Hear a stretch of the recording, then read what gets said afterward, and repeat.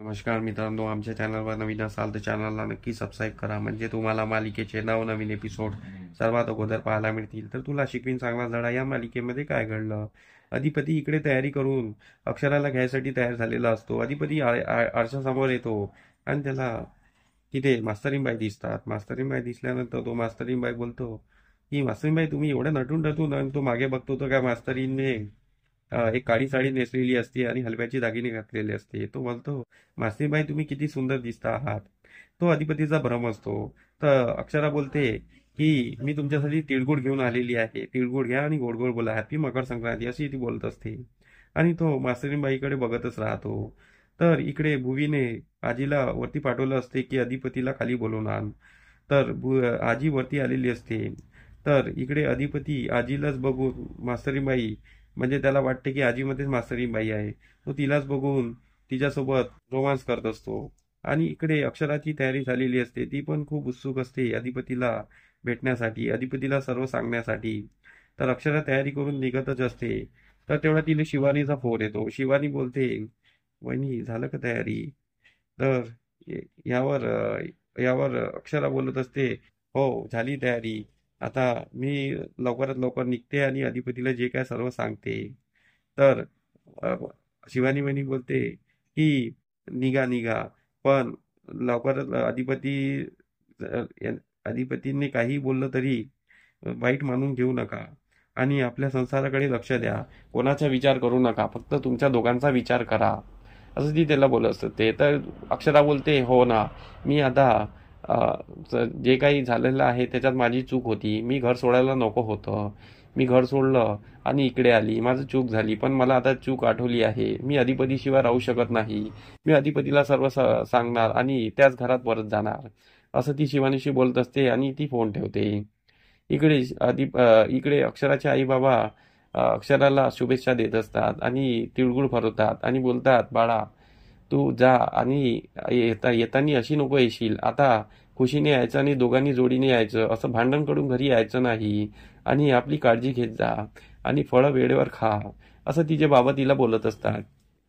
इकडे अधिपती वरती तयारी करत असतो, तेवढ्या तिथे भुवनेश्वरी येते. भुवनेश्वरी अधिपतीला बोलते, तुम्ही घरच्या रीत विसरलात का? आम्ही तुम्हाला बोलायला पाठवलं, तुम्ही आतापर्यंत आले नाहीत.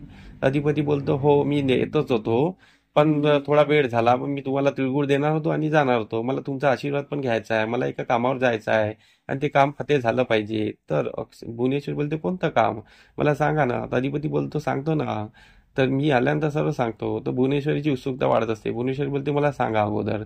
मग अधिपती सर्व सांगतो की मी मास्तरीबाईंना भेटायला चाललो आहे आणि मास्तरीबाईला मी घरीच घेऊन येणार, असं तो तिला सांगतो. तर भुवनेश्वरीला एकदम शॉक बसतो. भुवनेश्वरी बोलते, हो का, तर जा, पण मला घरच्या रीत तर पाळा, आणि मास्तरीबाई घरात आल्या म्हणजे आपल्या सुनबाई घरात आल्या तर आम्हाला सर्वांनाच चांगलं वाटेल. तिला मनातून असं वाटते की अक्षरा आली नाही पाहिजे, पण ती अधिपती समोर नाटक करत असते. तर यावर अधिपती बोलतो, हो मी आता निघणारच आहे आणि मी त्यांना घ्यायला जातो आणि त्यांना मानाने घरी घेऊन येतो आणि याच्यानंतर मी कधीच त्यांना घराच्या बाहेर पाठवणार नाही, असं तो बोलत असतो. आणि तेवढा त्याला ओंक्याचा फोन होतो. ओंक्याच्या फोनवर तो बोलत असतो आणि ओंक्याला सांगत असतो की मी निघतो भावा, मी आता आज मासीमबाईशिवाय राहू शकत नाही, मला जाणवलं की ते त्यांच्याशिवाय माझं काही पानं चालत नाही आणि मी त्यांना आता घरला घेऊन येणारच.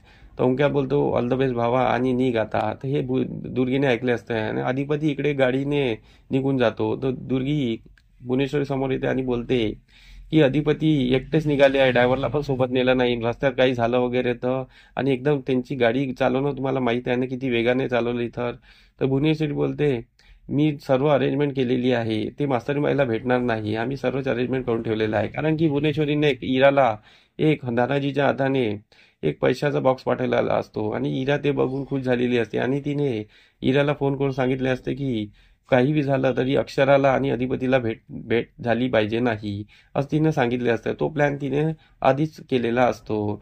तर तो प्लॅन ती दुर्गेला सांगत असते आणि मग ती अधिपतीला फोन लावते आणि अधिपतीला बोलते की तुम्ही कुठे आहात. अधिपती बोलतो, मी मासीमाईच्या घरला जात आहे, तुम्हाला सांगितलं ना. तर हो, तर भुवनेश्वरी बोलते, तुम्ही थांबा जागेवर, तुम्ही ड्रायव्हरला नेलेलं नाही आहे, तुम्ही तिथेच थांबा, मी ड्रायव्हरला तिथे पाठवते. अधिपती तिला नाही नाही म्हणत असतो, पण भुवनेश्वरी त्याला शपथ घालते. तर अधिपती थांबून जातो. इकडे अक्षरा पण निघालेली असते. तर तेवढ्यात तिथे इरा येते तर इरा आता काय गोंधळ घालणार हे आपण समोरील भागात पडणारच आहे. आणि अधिपती अक्षराला भेटणार का हे बी आपल्याला समोरील भागात करणारच आहे. आमचा एपिसोड कसा वाटला आम्हाला कमेंट करून नक्की सांगा. धन्यवाद.